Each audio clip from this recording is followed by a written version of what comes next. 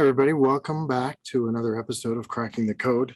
Today, I am joined by one of our rock stars here at ClearDATA, John Whetstone. John is the Senior Director of Cybersecurity. He runs the SOC program for our customer fleet, and he has a tough job every single day fighting the bad guys.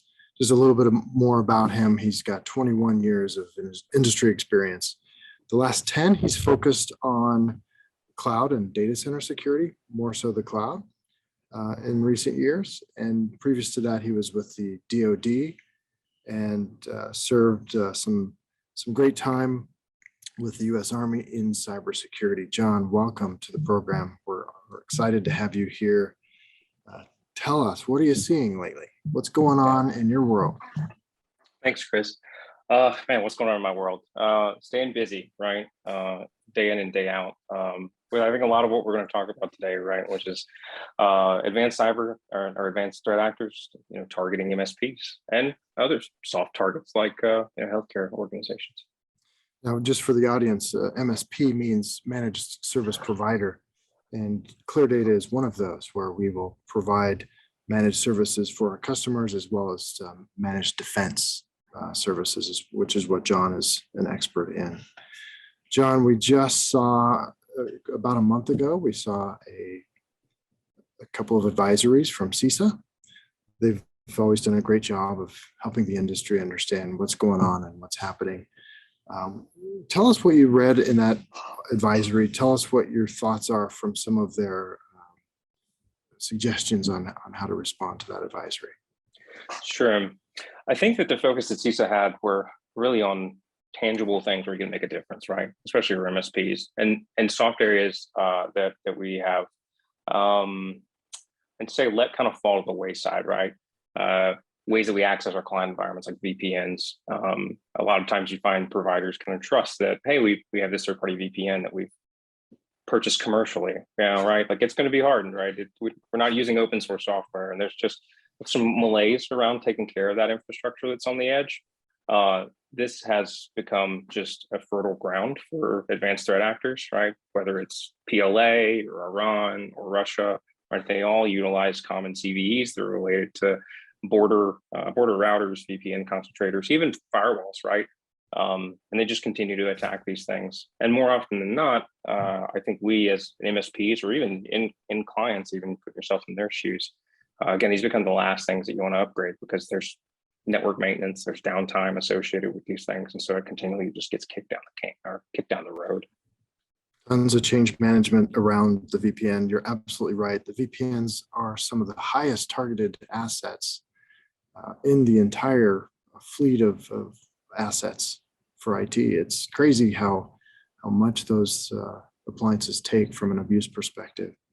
It sounds like, though, a lot of what we're seeing in some of these alerts from CISA and from others really come back to just operational hygiene. If you think about patching, if you think about hardening, you just mentioned a couple of those things. I know they always throw in multi-factor authentication. How do you think the industry's doing from an operational hygiene perspective? I think we're still plagued with the same issues that we had before, right? Earlier in the week, we had a discussion about shift left and some of the principles there, even applying that to code development and these sorts of things, right? We have all these new ways of solving problems, but they kind of introduce more complexity. We need to get back to the basics on those things, right? Like simple hardening of our OSs before we roll things out, patching of local systems, making sure those web applications that are exposed to the public internet are patched and up to date as well. More often than not, it's just that you don't see things like, well, I don't say you don't see things, but it's more rare to see things like cross-site scripting attacks that allow a bad actor to gain access into like one of our client accounts. It's more so they didn't apply a patch that's specific to .NET or ASP or Apache or whatever, right? That's allowing the attacker to just gain simple access without even really knowing much about how to break a web application apart. So frequently, we're seeing just, what I think we years ago categorized as script kiddie type attacks that are easily accessed through things like Metasploit or Cobalt Strike frameworks that are, you can just purchase, or they're open sourced. So we got to get better at doing the basic things, right? This has always been the plague for us as security professionals. So.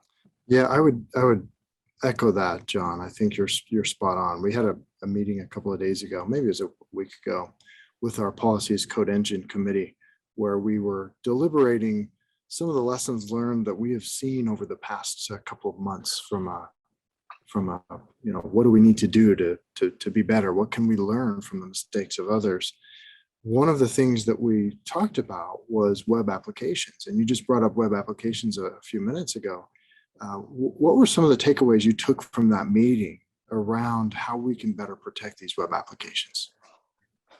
Yeah, well, I talked about shift left. I mean, I don't want to pick on it and say that it's not something that's a good principle to put in place, right? Like bringing security into your code development pipeline, even the way you roll things out, it's essential, right? You need to do dynamic scanning of your applications, your codes, right? You need to do static scanning of those codes and applications, right? And you need to put preventative controls in front of those things, right? Whether that be WAF or whether you're backhauling through an NGFW, whatever that may be. Like, we can't replace, in my opinion, you can't replace runtime security with just shift left alone and expect to survive, right? Everything has to still be worked through some sort of defense in depth model or zero trust or whatever framework you want to adopt. It seems to be most feasible for your organization, but it requires more than a single piece of security to keep you safe, right? And I think that's where the industry in and of itself kind of misguides folks, because they're, it's constantly, this product is better than that one, and this can replace this market. There's always market consolidation. It becomes very confusing, I think, for a lot of practitioners, especially if your job isn't understanding those markets and then translating that into how it affects your organization, right? So we've created a lot of complexity in the cybersecurity markets alone. Yeah, to your point, let's just deploy a firewall and call it a day. That doesn't really work. You've got to continue to feed that thing. You've got to feed it with intelligence and tweak the settings and the rules and all of that stuff. Not to mention keep the firmware up to date and whatever you're doing from patching of even the firewall. It's just a lot of work. Point solutions. That's one of the things that we see a lot of our customers struggle with is they hear about that point solution, that WAF or that magical thing that's going to help them avoid any problems with email or losing data or anything like that. What have you seen from a point solution perspective in the healthcare setting? Have you seen great success with that, or have you seen some struggles there? I think that the struggles around deploying the point solutions or trying to build an ecosystem of a bunch of point solutions working together really is that you've got a bunch of disparate products that you're trying to make them talk together. And of course, there's been security tools that have been introduced to try to bridge that gap, like SOAR and some other things. But the biggest thing in healthcare, Chris, that I've seen is just lack of talent around utilizing these new tools, right? And that probably is an issue that probably extends itself far beyond healthcare, but we know a world where there's continual innovation on the security front, but not enough practitioners to know how to use them. And if you call healthcare what it is, it's a laggard when it comes to technology adoption, right? And so all these things kind of play together to where you get applications that can get pulled into the cloud that may have the wrong tools selected to defend against it, or missing tools that need to be in place to defend. And it just gets sideways. Like I said, I think a lot of it is really, we're plagued by a market that has many complex solutions in it. Yeah. And then you add some complexity with the regulated data that we all work with every day, and that's PHI, protected health information. And you've got yourself a recipe for a lot of risk. Speaking of a lot of risk in healthcare organizations, let's shift just a little bit and let's talk about who within healthcare, which vertical in healthcare are you seeing be attacked the most? What is the low-hanging fruit to the bad guys? Typically, they'll go after the low-hanging fruit. But what do you see as that? Yeah, so I think there's a couple of different answers here that are applicable. One, address your question directly, which is who do we think is the most susceptible? If you look at the data over the last 12, 24 months, right, even 36 months, maybe you start thinking about ransomware attacks against local and regional hospitals. I think that's where a lot of the what the low-hanging fruit is. Because again, I put my bad actor hat on and I started thinking about maximum impact. If I can gain access to one of these soft targets, right, get my ransomware staged and then proliferate that, odds are you're probably not going to say no, right? Because there's medical systems in there taking care of people's lives. And so your primary objective is security, or anybody really in the hospital on the IT side, is to get systems back up as quickly as possible. So you're going to pay the ransom if you don't have the backups. You're going to pay the ransom if they destroyed the backups, right? There's just that's again, if I put my bad actor hat on, that's where I'm going for, because maximum impact on them, you're going to pay me. So yeah, and in fact, it's prevalent, as you would say, in the provider space. There's a lot of providers who have suffered in this respect, and they've tried to brush off their business continuity, disaster recovery plans, only to realize there's nowhere to recover to, or even, where is the copy of the data, and how much integrity does that have? In your experience, how have you seen the cloud help overcome some of the effects of ransomware? We know, for example, S3 on AWS is not a server, it's a service. How do you think that can help thwart some of the attacks that we're seeing on the ransomware? Yeah, sure. Well, for us, right, it's been, I think, tangible that we can see that when a customer is attacked, and thankfully we haven't had, knock on wood, right, any ransomware epidemic since I've been here, at least, right? But in the event that was there, I think that the cloud in and of itself gives us an ability to air gap a little bit better. At least our backups are air gapped a little bit better than they were before on-prem. And a lot of times in on-prem environments, they're not networked correctly, and it's really easy to laterally move over to where the backups are or whatever and just destroy that server. Or even the local backups that are kept on the machine, right? Whereas the cloud intrinsically has the ability to, take those snapshots and move those out of the way so that they're not necessarily accessible by the threat actor right out of the gate. That is until someone configures something in a poor way, and then it grants that EC2 or whatever access to those backups, and then they can be deleted, right? So just, again, right back to what you mentioned earlier, it's about hygiene and making sure that you know what you're doing and that you're doing it in a safe and meaningful way and thoughtful way. I think one of the things you said, John, was the talent gap.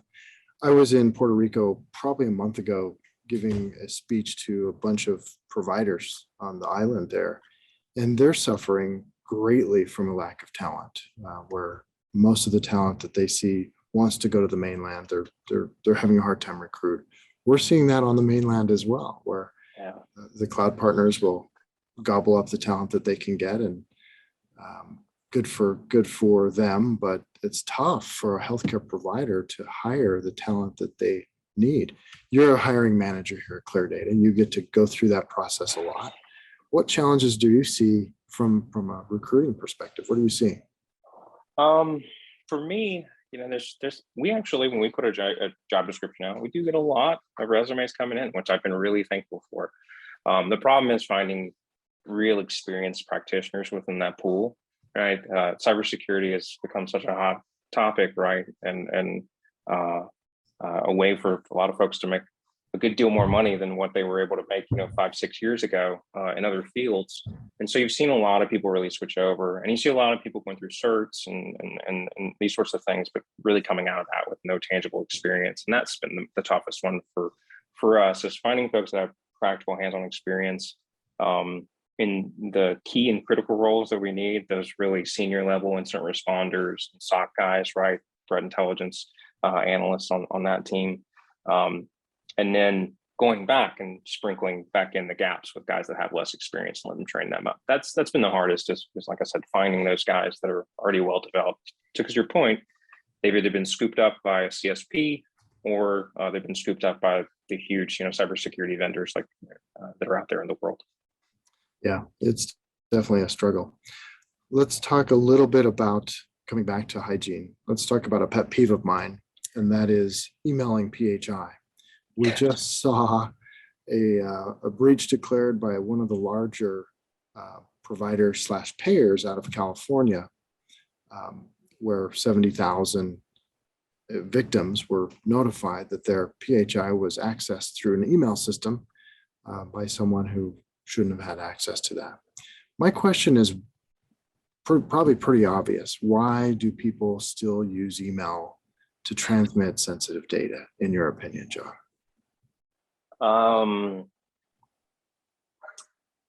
Lack of user awareness, I guess, is the safest way to put that, right?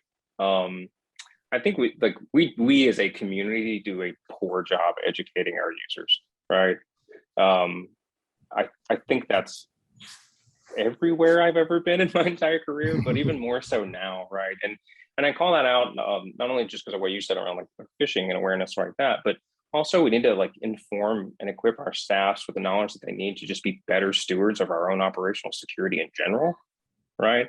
Like if I just think about one of my pet peeves, right, from an MSP perspective, it's like when you go to market and we talk to customers, and one of the quickest things that we do is talk about what security tools are actually in place, right?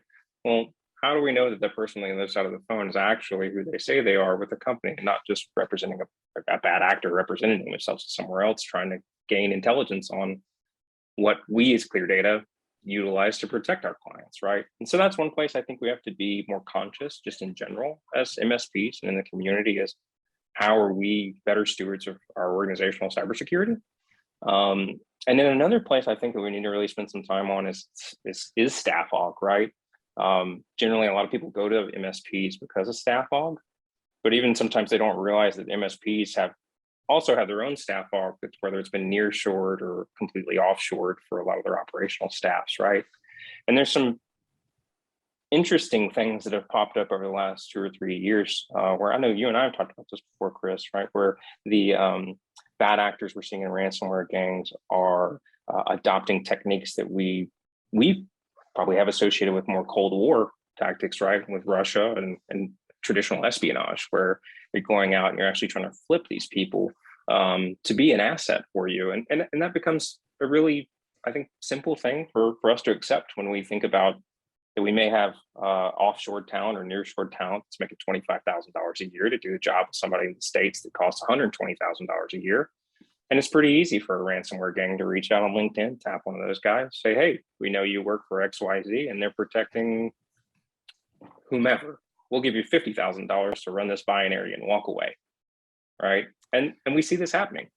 So user awareness is key, but we have to evolve that user awareness training to the times, right? Well, I would absolutely agree with that. I would also say that vendor diligence is a very important, but most of the time overlooked activity that needs to happen. Yeah. A team needs to get a tool in place, get a consultant in place, and it needs to happen quick. And the first thing to go is that diligence on the organization. So I agree with you. It's tough. We think that there's everybody's trying to be helpful and do the right thing, but we know that that's not the case. So we have to keep our guards up. Yeah.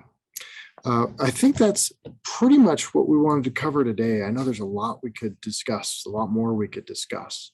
But if any of you out there who have watched this have any of the challenges that we've described, whether it's operational hygiene, you can't find the talent you need to help yourselves become better at the cybersecurity front, even if you just need a professional services engagement to help you, let us know, give us a call. We're here to help. And John, I sure appreciate your expertise in taking time away from playing whack-a-mole with the bad guys for a few minutes. You've listened to Cracking the Code, and look forward to seeing you on our next episode. Thanks very much. Thanks, Chris.